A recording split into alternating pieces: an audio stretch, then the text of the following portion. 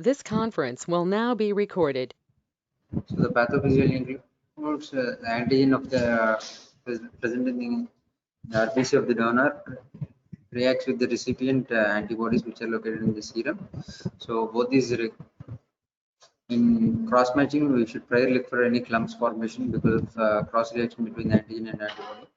Which elicits neuroendocrine responses causing complement and coagulation activation, and there will be a release of cytokines which are responsible for the severe inflammatory reaction followed. So the two types of hemolysis which occurs is one is intravascular within the blood vessels, and the other is extravascular hemolysis.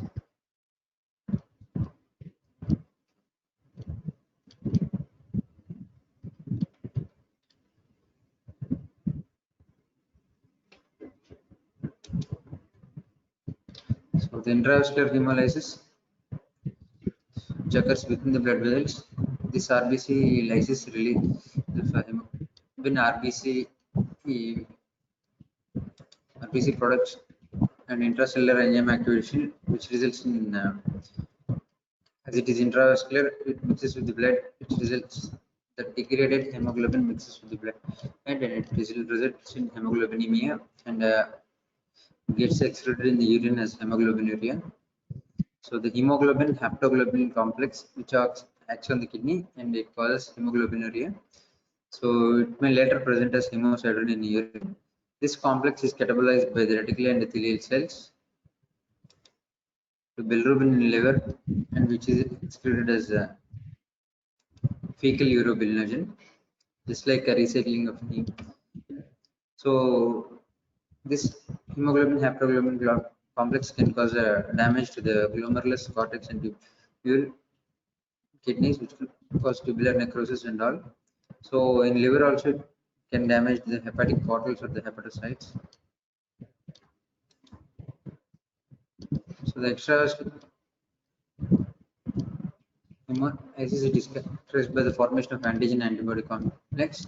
So as it does not occur within the vascular space, it is associated with incomplete activation of complement pathway. So there won't be any release of free hemoglobin, RBC fragments, and RBC and the enzyme. So there will be minimal hemoglobinemia and hemoglobinuria. So when compared to intravascular hemolysis, the extravascular hemolysis, hemoglobinemia and hemoglobinuria will be less. So common features: fever with can be accompanied with chills and rigor. So if any patient complains of chills while you are starting transfusing of blood, you should immediately stop and load the patient with Decadron and all, and wait for some time, and then if the symptoms persist, you need to send the uh, sample which we obtained from the intravenous access, and along with the transfusion bag to the blood bank, so that they can do the Coombs test and identify the cause responsible. So hemoglobinemia, hemoglobinuria, and anemia and shock, and that is disseminated intravascular coagulation. So the therapy is mainly focused on preventive and supportive measures. So we should monitor the patient for mainly life-threatening problems like disseminated intravascular coagulation and hypotension, and it results in acute renal failure. So post-dialysis, the mannitol is the agent of choice for renal dialysis and prevention of failure. So ethacronic acid and furosemide have also been used. So these agents help in increasing the renal blood flow and renal dialysis and prevents the time of contact with the renal glomerulus and tubules. So the hypotension is usually treated with IV fluids, vasopressors if necessary. So component therapy like FFP, cryoprecipitate, and platelets should be used if it is significant bleeding dialysis, which are manifested like skin lesions like Iran and all.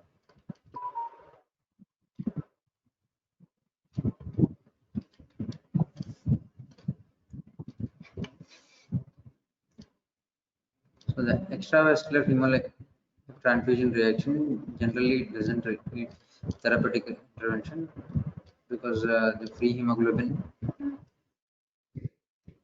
and RBC enzymes are not released directly into the circulation. So the delayed is it is due to secondary response in a patient who has been rarely sensitized. So the prior sensitization can occur due to prior blood transfusion or in cases of RH antigens like an RH negative mother having an fetus which is RH positive. So there are two types of response. One is secondary response to the transfused RBCs and the primary L immunization.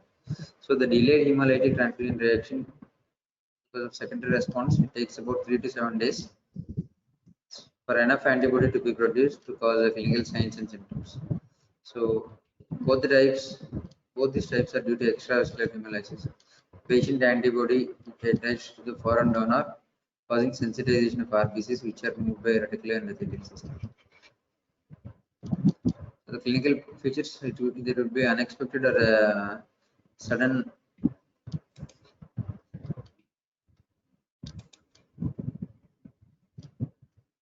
decrease in the hemoglobin or hematocrit. Oliguria and AAC are rare. So the investigations include monitoring of hemoglobin, hematocrit, and coagulation studies and renal function tests. So the therapy is to prevent and treat the severe complications of delayed hemolytic transfusion reaction. So in order to support the renal function, you need to provide more IV fluids. So symptomatic anemia is symptomatic, secondary to the hemolysis. It should be treated with properly matched RBC transfusion.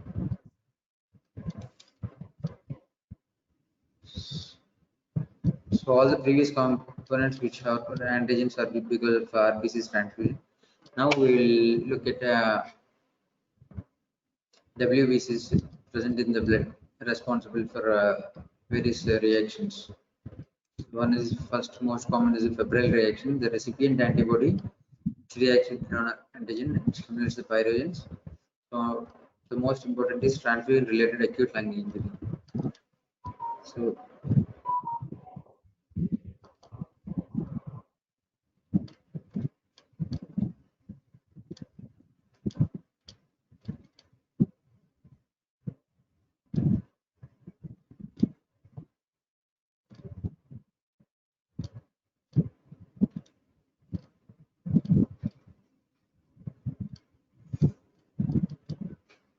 the pathophysiology is the donor leukocyte antibodies react with the recipient leukocyte antigens.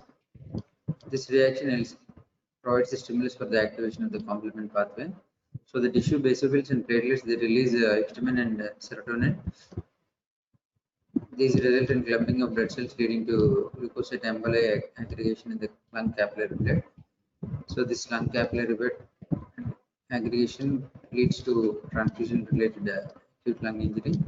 So the granulocytes adhere to the pulmonary endothelium and with the release of proteolytic enzymes and toxic oxygen metabolites. So there will be interstitial edema and fluid in the alveoli leading to pulmonary edema.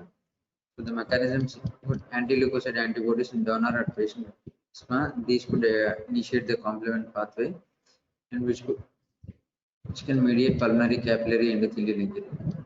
So the anti-leukocyte antibodies could also react with leukocytes to trigger the complement system to produce C3A and C5A. Symptoms include fever, hypotension, tachypnea. As it is a lung injury, the symptoms include tachypnea and dyspnea. So whenever you take an X-ray, the classical X-ray picture is a diffuse pulmonary infiltration of X-rays, and so clinically it's of a non-cardiogenic pulmonary edema.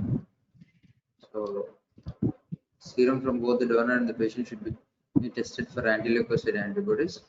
So diagnosis is you should exclude other common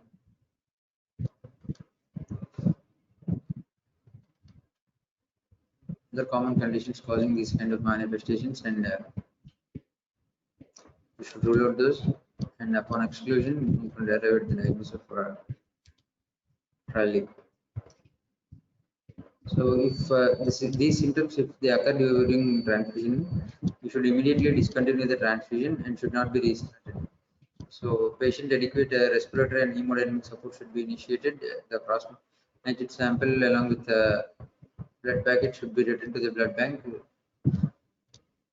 so that it can elicit the cause for the reaction. If the TRALI is caused by patient anti-leukocyte antibodies, then the leuko-reduced blood component preparations can be used.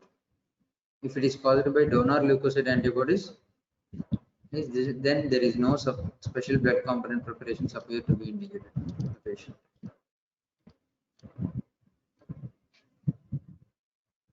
So other thing is TACO. TACO means transfusion associated circulatory overload. To prevent this, there is a schedule in surgery which is known as a maximum surgical blood ordering schedule.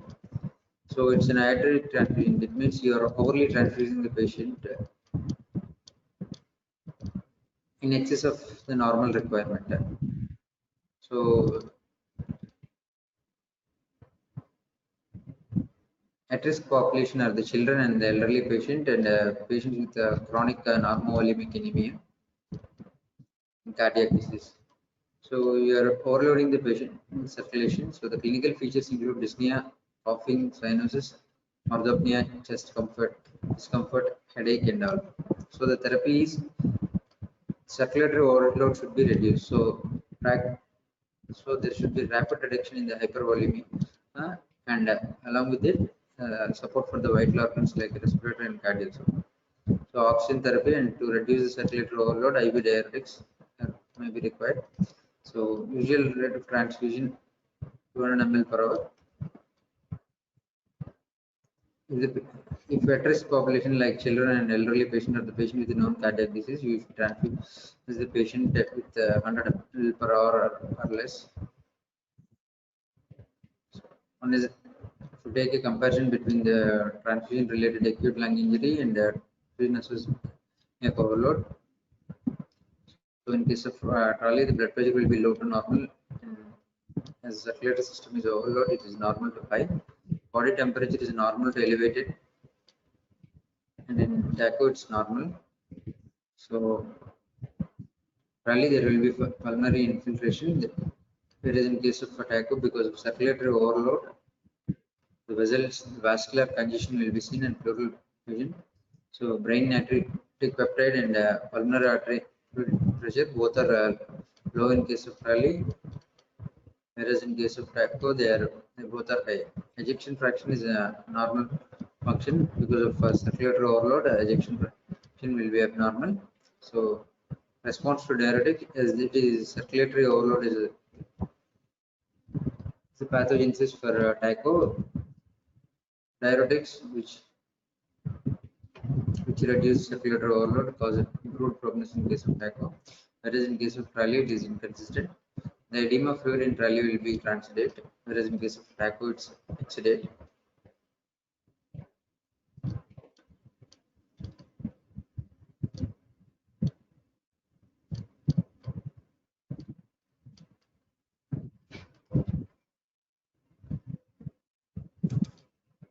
This conference will now be recorded.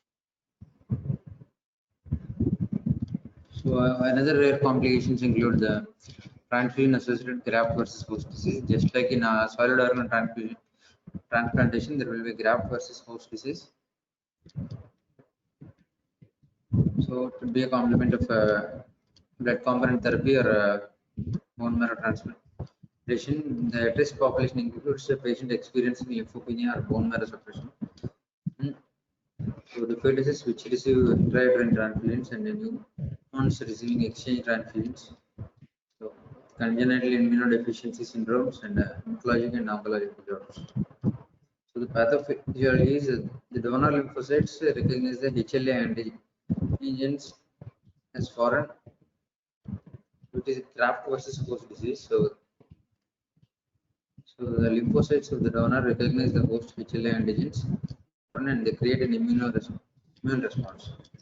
There will be accompanying T cell lymphocyte proliferation derived from the donor blood, which respond immunologically to major and minor histocompatibility.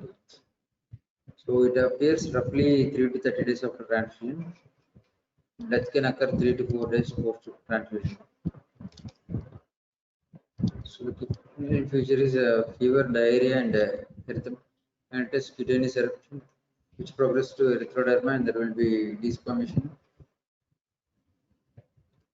and liver function abnormalities. Marrow-aplasia and pancytopenia is decrease in production of all the cell lines. Now, diagnosis, tissue biopsies, and LFTs. This is not frequently encountered, so we need to, for confirming HLA typing should be done. Just like for solid organ transplantation, you need and bone marrow transplantation, you need to do HLA typing, which confirms the presence of donor cells in circulation. So treatment is just like in solid organ transplantation, you give immunosuppressive drugs to the patient to avoid rejection of the organ. Just like here, they are high resistant to immunosuppressive therapy, glucocorticoids and cyclosporin, all these regularly used immunosuppressive drugs. And steroids are not that effective in here. So one of the best modality, which is rarely available in selected few centers, is blood component gamma irradiation. It reduces the risk of transfusion associated graft-versus-host disease. The radiation dose required is 25 to 35 grams. So platelet transfusion, which is commonly very much required in case of coagulopathies and hemorrhagic fevers like dengue, hemorrhagic fever, and all. 50% of the repeated transfusions that will immunization is antibody-dependent elimination of platelets with lack of response. So, significant features is post-transfusion you could see purpura skin lesions secondary to coagulopathy. The recipient antibody leads to sudden destruction of platelets 1 to 2 weeks. It is characterized by complete destruction of the donor platelets by the recipient antibodies. So there will be rapid onset of decreasing platelet count, thrombocytopenia as a result of anamnestic production of platelet halo antibody. So the most frequently identified antibody is HPA-1A, other is HLA-A2 and lymphocytotoxic antibodies. The clinical feature is thrombocytopenia, so we should start transfusion, platelet transfusion if the count is less than 10,000 per millimeter.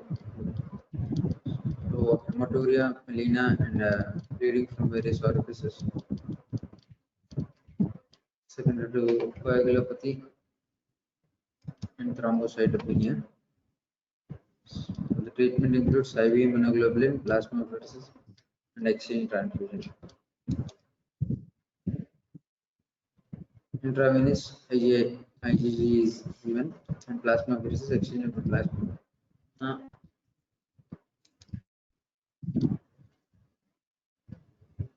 Okay. Up now we discussed about immunological reactions to it like and all. So there are now non-immunological reactions like fluid overload secondary to transfusion products could lead to clinical features like cough, chest pain, and frothy sputum. The treatment is vasodilators and diuretics. Hypothermia is secondary to infusion of these blood and blood product components are stored at various temperatures in the blood bank. So if you rapidly infuse the blood products at a refrigerated or frozen temperature into the patient, it could lead to sudden hypothermia. So to avoid this, you could use an inline warmer or normal conditions you could wait for 5 to 10 minutes before transfusion and verify the temperature of the transfusion bag. Electrolyte toxicity. So RBC leakage during storage or RBC destruction could lead to hyperkalemia. So neonates and patients with renal failure, they are at increased risk. Prevention is used of washed RBCs. In hypocalcemia, the first common sign is circumoral numbness and tingling sensation. If it is severe, you could also This is the regular signs of autologous sign and adverse sign. So one more important complication is iron overload transfusion. So roughly each unit of RBC consists of 200 to 250 milligrams of iron. So it is a chronic complication seen in patients who require transfusion over a prolonged period, like hemophiliac patients and all. So these patients they require multiple transfusions over a period of time. So the clinical features of iron overload features are endocrinological, hepatic, and cardiac. These are common after 100 units of transfusion. So muscle weakness, fatigue, weight loss, and jaundice, diabetes, and cardiac arrhythmias. Diagnosis by iron levels and ferritin levels. So treatment is iron overload. So iron chelating agents like desferrioxam and salate are used. So hypertransfusion of young blood cells to reduce the frequency of transfusion required. So immunosuppression is a generalized non-specific effect that diminishes the activity of recipient's immune system.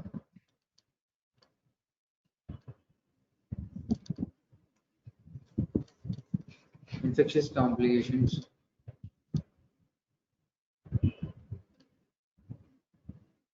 So prior screening for all the normal transfusion diseases which can be transmitted through the blood and blood products should be done. So previously the transfusion of HIV and hepatitis B and C used to be more. Previously it used to be screened for HIV and hepatitis B. In the recent times, hepatitis C, syphilis used to be screened since a long time, and malaria is also being done. Other organisms include cytomegalovirus and other TDAs include human parvovirus, B19, brucellosis, Epstein-Barr virus, and toxoplasma and all. So massive transfusion protocol means transfusion of one blood volume. Roughly, there is a protocol in patients in mass casualties and in severely injured patients in road traffic accidents and all. So there is a massive transfusion protocol means that patient requires higher amounts of blood. So transfusion of one blood volume approximately 10 units in 24 hours. A transfusion of the half blood volume, so roughly 5 units in 4 hours.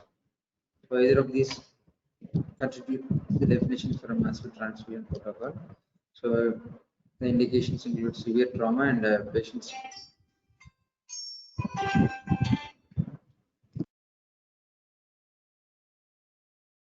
This So in conference case will of now be recorded. severe trauma and conditions like ruptured aortic artery aneurysm, so in ruptured aortic artery aneurysm, there will be rapid exsanguination of the patient because the main vessel, there could be exsanguinating bleed. And in case of surgical or obstetric complications where there are injury to the major valves. So there are certain guidelines which should be followed in adult massive transfusion. So it should be initiated as soon as it is anticipated, and the component should be delivered at plasma, platelets, and RBC in 1:1:1 ratio. There are certain trials to support this 1:1 and PROMET study 1:1:1 and 1:1:2. These are the ratio of RBC, platelets, and plasma. So, in order to be effective and minimize dilation coagulopathy, first be started. It should be started within 2 units of after transfusion of first 2 units. Once it is activated, blood bank will have 6 RBC, 6 FFP, and 6 platelets as it is 1:1:1 ratio. It is packed in a cooler,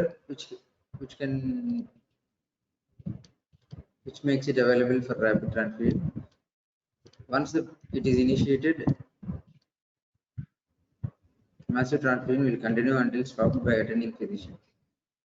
So, if the patient stops actively bleeding or the bleed gets under control, massive transfusion protocol should be stopped. It should be terminated. So while transfusing this whole lot of blood, you need to test for complete blood count, INR, and fibrinogen. So, in spite of widespread and awareness, sometimes blood is not readily available. In order to counter this scarcity of blood, there are products which are known as blood substitutes. These refer to fluids which can carry oxygen. So these products they can decrease the need for blood transfusion.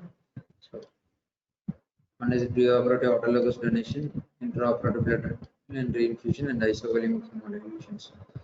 So the features of an ideal blood substitute means the main it should do the main job responsible, like it should deliver oxygen. So it shouldn't require no compatibility testing. It should be available for all. It should have it means no antigenic or antibody response. It should have fewer side effects. So the storage should be prolonged. And capability storage should be. It should persist in circulation. And finally, it should be cost effective for it to be available for all. So there is the hemoglobin or hemoglobin base. So problem with the free hemoglobin includes osmotic diuretic effects and renal toxicity, coagulation abnormalities, and all. So stabilization of hemoglobin molecules by various strategies like cross-linking the molecule between tetramer subunits, polymerizing it, and encapsulating it. So blood substitutes are referred as hemoglobin oxygen carriers. So second generation hemoglobin oxygen carriers are pasteurized and thus they are free of communicable pathogens. And they also do not have an ABO or RH antigen. So lack of antigens make them universally compatible. So the problem with this is they don't persist long in circulation, shorter half-life. So it has been relatively overcome, but there are some side effects like generation of free radicals, which could lead to exacerbation of reperfusion injury, methemoglobin production, and hemorrhagic effects. So the source is discarded human blood and animal blood. So first hemoglobin oxygen to be tested was diaspirin cross-linked hemoglobin.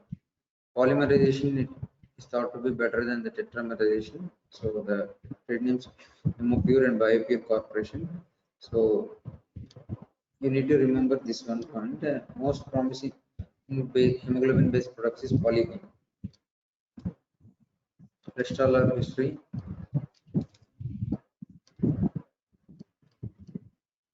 So it is made from outdated human donated blood. It has a shelf life of roughly about 1 year at room temperature. So it can be, because of more storage capabilities, it can be used as per our requirement. And perfluorocarbons, they are completely inert biologically. So altering the molecules lowers the melting point. So it makes liquid at room temperature. So there are two challenges in perfluorocarbons to be overcome and used as blood substitutes. One is it is in liquid form, it is immiscible in water.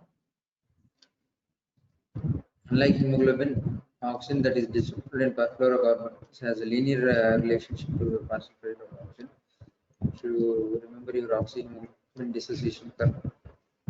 So these should be overcome so that these perfluorocarbons can be used as blood substitutes. Examples are oxygen and oxyfluoroxycite. Right, this means freeze dried or life is with the combination of low temperature, low pressure, and low moisture circulating air. It can also be spray dried in high temperature chamber. The advantage includes longer shelf life and no need of refrigeration. It doesn't need high temperature control. It is compatible with any blood type. Coming to the pharmacological agents, these are wide spectrum and include neuroendocrine agents and calcium channel blockers, pathway modifiers, prostaglandins and steroids, antioxidants, suspended animation. So repairable torso hemorrhage is still the major potentially preventable death in battlefield. So research is being conducted to identify a method of preserving a patient's life long enough so that later to repair the sources of hemorrhage. So this concept is known as suspended animation. So with this, we can conclude our class.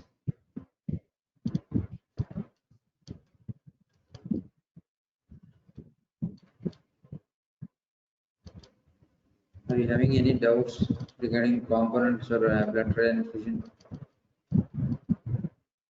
No doubts. Just send me your attendance.